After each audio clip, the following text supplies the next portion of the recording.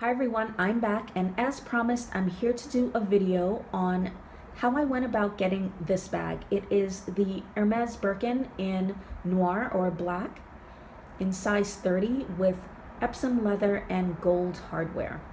So I wanted to cover a few things in this video: why I decided on the Birkin, how I went about affording the Birkin, since that seems to be an issue that comes up on a lot of luxury channels, especially when it comes to Birkins, and how I managed to get this bag directly from the store. So first, let's talk about why I decided on the Birkin. I have thought this bag was beautiful for many years. However, I didn't put it on my wish list until 2017. Now, there were two factors that involved that decision. First, I started to use my Chanel Surf Tote a lot more, mostly because I just wanted to get some use out of it. I really didn't like that bag. I found it awkward to carry and a bit slouchy, but it was just wasting away in my closet, so I decided to put it to use, and I found out that I didn't really mind having a hand carry bag. That particular bag wasn't for me, but the style in general now was. Now that's probably a combination of factors: maturity, not having a baby or toddler anymore, and also just my style evolving. The second factor in me putting the Birkin on my wish list was that the last item that I bought from Hermès was in 2017. It was actually the last luxury bag that I bought before this bag, and that was the Evelyn in the TPM size. That's probably the cheapest bag that Hermès produces, and the craftsmanship is pretty stellar on that bag at that price point. So I felt pretty secure that all of their bags would be beautifully crafted. So I started to do more research on Hermès as a brand and all of their bags: the Bolide, the Picotin, the Kelly, the Constance, and finally I settled on the Birkin because I really love the silhouette. It was a toss-up between this and the Kelly. I chose to go with the Birkin, but I would not be surprised if a Kelly is in my future. So how did I go about affording this bag? I'm at a point in my life where I'm pretty advanced in my career and I have no debt, even a mortgage or car payment. Now, I'm not saying that if you have debt of any kind, mortgage, student loans, car payments, that you should not be buying Hermès bags. I'm not in any way saying that. However, I'm just talking for myself and why I felt comfortable at this point in my life dropping this kind of money on a bag. So even though I could have just bought this bag outright in 2017 when I initially put it on my wish list, I still had some sticker shock, and I just wanted to go about saving for it in a way that I felt comfortable. And I figured that in the time that I was saving for the bag, I could really be sure that I wanted it. And if I changed my mind, then that money could easily be used for something else. So the first part of saving for this bag was getting rid of all of the luxury things that were taking up space that I had not used for years or just really didn't enjoy. But I'm the kind of person that really dislikes selling things, especially luxury things. I feel like I've wasted money. I will lose so much money by selling it. And I just really don't enjoy the process of selling luxury things. So there were things that I'd been holding on to for years, like my Chanel Surf Tote that I didn't really enjoy using, but I held on to it for more than 7 years. I had a couple of Hermès belt kits that I hadn't used in years. I had an Hermès leather bracelet, also I hadn't used in a very long time.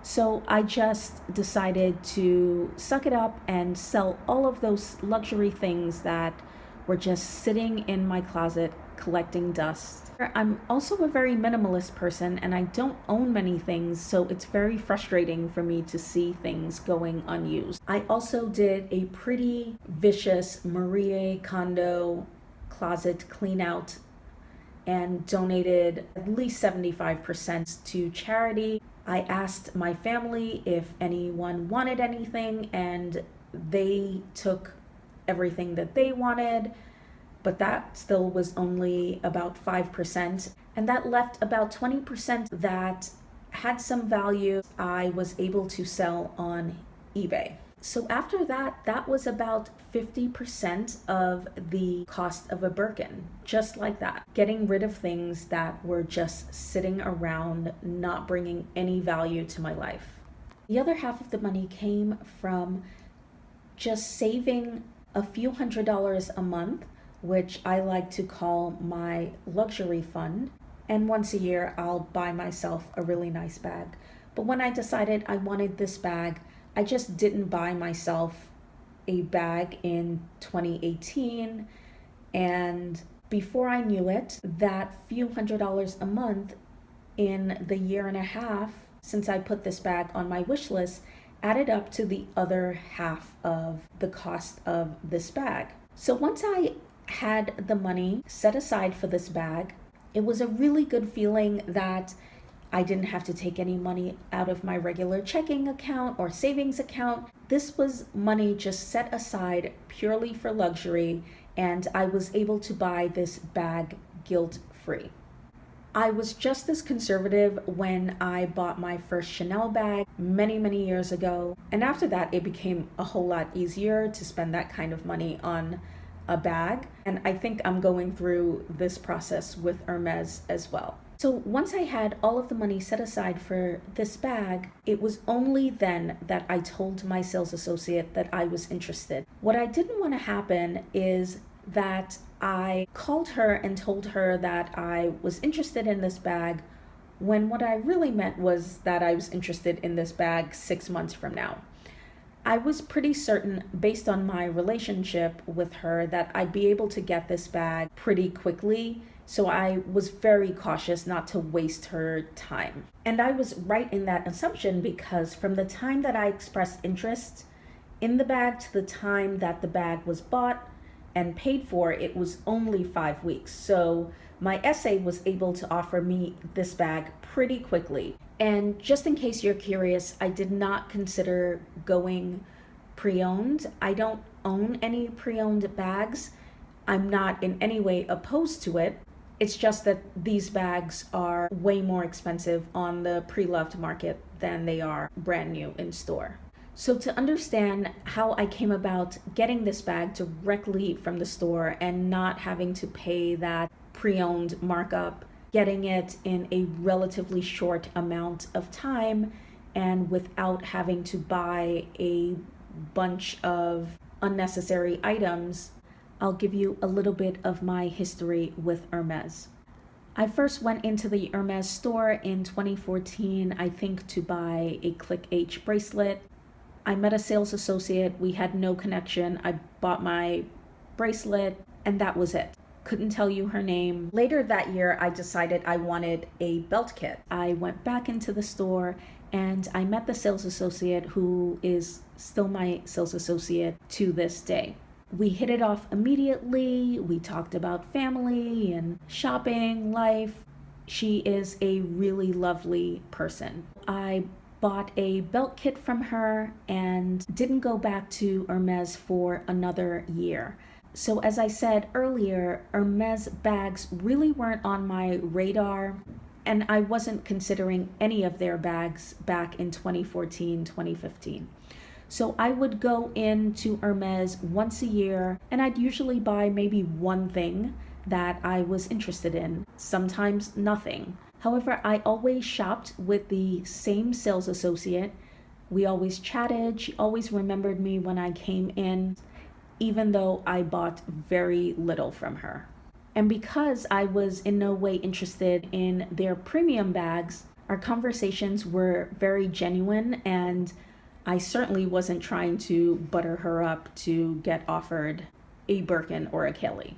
In fact, one time when I went in for my once a year trip to Hermès, we were talking about the kinds of bags that I liked, and I remember telling her that I don't really like handheld bags, and I was really struggling to find a use for my Chanel surf tote. And I made a joke that, well, at least you'll never have to worry about me bothering you to get me a Birkin. In the 5 years that I've been an Hermès client, I've spent relatively little money, only purchasing a few small, relatively inexpensive items. In fact, before buying this bag in 2019, the last time I even purchased anything from Hermès was back in 2017. And I didn't even visit the store once in 2018. So I'm saying all this to say that I am in no way an Hermès VIP. And by that, I mean the people that spend tens of thousands of dollars and get offered a bag because of their sales history. That certainly was not my situation. I think I just happened to have a very good relationship with a sales associate. I know for a fact that her manager had to approve me getting this bag, and for that reason I know that she would be very uncomfortable if I gave her name and sent a whole bunch of people to her to request a Birkin. I would never want to do anything to compromise her position or to ruin our relationship. So I think that was the reason that I was able to get this bag, because of the relationship with my sales associate, rather than having accumulated a major spending history with Hermès. And I think people get offered these bags in very different ways. Some people go to Paris and have to stalk the Hermès website and get offered their dream bag. Some people walk into a random boutique, have no history with a sales associate, have no spending history, and get offered a dream bag.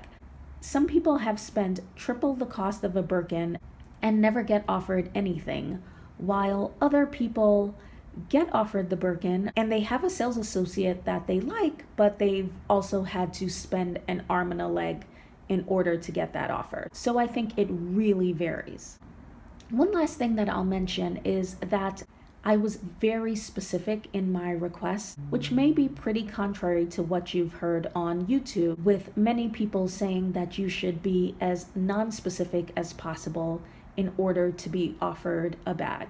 And also I've heard people saying that if you're offered a bag and you turn it down, you may be blacklisted. And I think these things may or may not be true, but I think it's mostly based on your relationship with your sales associate. So if you don't have a particularly solid relationship and you say to your sales associate, I only want one color, 2 types of leathers, 2 types of hardware, don't show me anything else, you may not get a bag ever. Likewise, the day before I received this bag, I was offered the black Birkin 30 in Togo leather with rose gold hardware, which is a to die for combination, and I know it's many people's dream bag, but I just wasn't sure about the hint of pink in the hardware for my first Birkin, so I turned it down. And I was not in any way worried that that would mean that she wouldn't offer me anything else. In fact, it wasn't even a thought that crossed my mind, because we have a very good relationship and I knew that she wanted me to be perfectly satisfied with my bag. However, the real gamble in me turning down that rose gold hardware Birkin is that my dream combination may not have come to the store for another year. And I know that I would have been kicking myself had I not gotten this bag so quickly, because the rose gold is a gorgeous combination. Thankfully, the next day she told me that this bag had just come in and I hightailed it down to the store, which thankfully is only 25 minutes from my house. And it was a very lovely experience buying it. I waited for her to be done with another customer and she greeted me with a big hug and we went to a private room. We really took our time. I tried on the bag, we chatted. There was absolutely no pressure to buy if I didn't want it. once I decided to buy it, she didn't try to sell me anything else. In fact, I asked about the all black Rodeo, which she didn't have, and said they were very hard to come by, but they had a bunch of other Rodeos that she probably could have gotten me to buy since I was so elated. But she wasn't interested in upselling me anything. She didn't mention any twillies or accessories, mostly I think because she knows that that's not my style. And she really just wanted me to bask in the glory of my first Birkin, and that was that. So that's the story about how I went about getting this bag. I'm sure that I probably forgot something, so if you have any questions, please leave them down below. I don't currently have any bags on my wish list, either from Hermès or anyone, but I love Hermès homeware and tableware, so I may look into some of that. Thank you so much for watching this video, and I'll see you in my next one. Bye-bye.